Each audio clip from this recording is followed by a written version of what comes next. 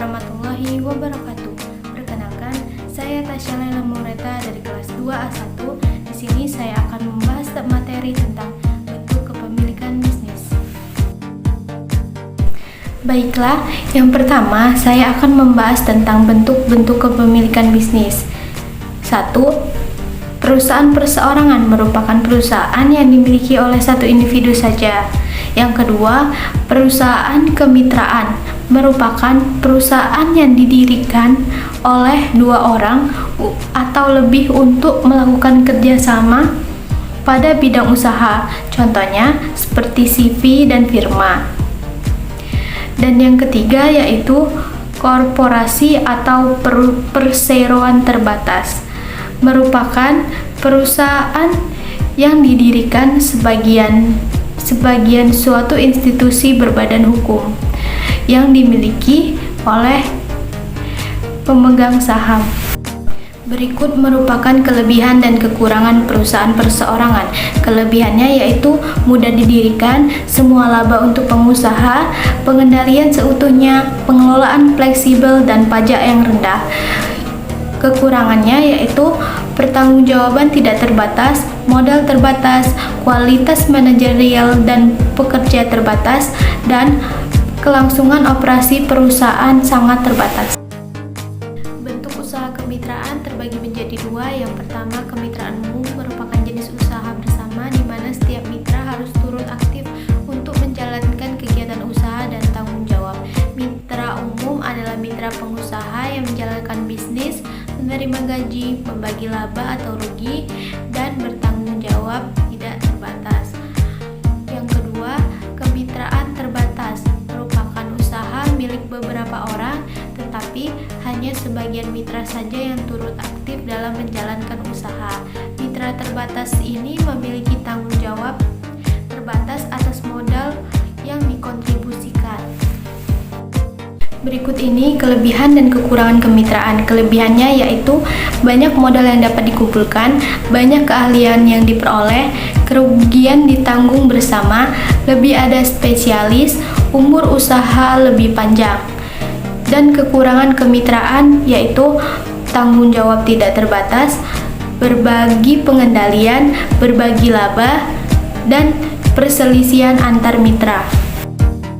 Selanjutnya, bentuk dari perseroan terbatas. Yang pertama, perusahaan publik yang merupakan PT yang sahamnya dijual ke masyarakat melalui pasar saham. Kedua, perusahaan privat merupakan sahamnya dijual tidak melalui pasar saham yang dimiliki oleh segelintir orang. Yang ketiga, korporasi multinasional merupakan kegiatan penjualan saham yang diperdagangkan antar negara.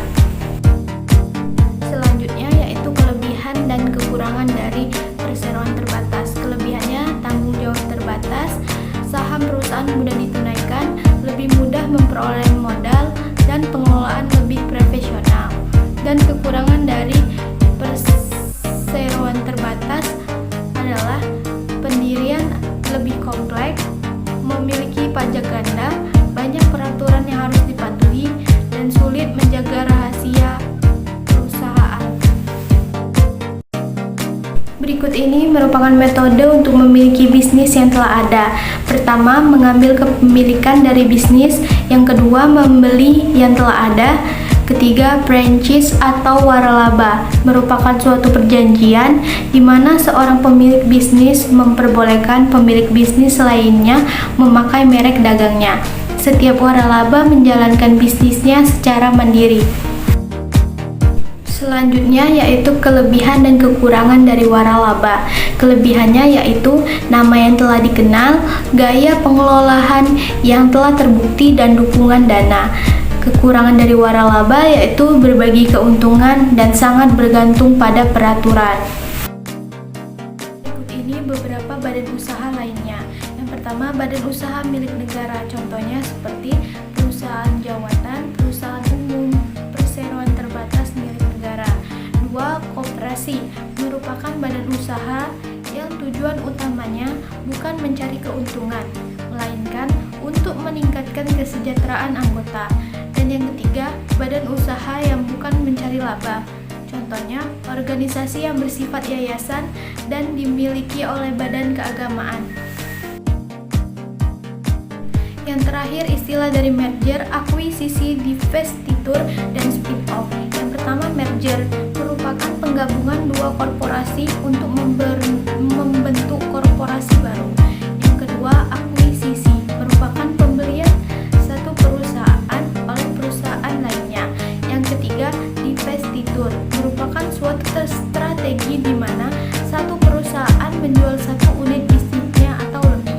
Yang keempat, spin-off merupakan strategi menata ulang atau lebih unit korporasi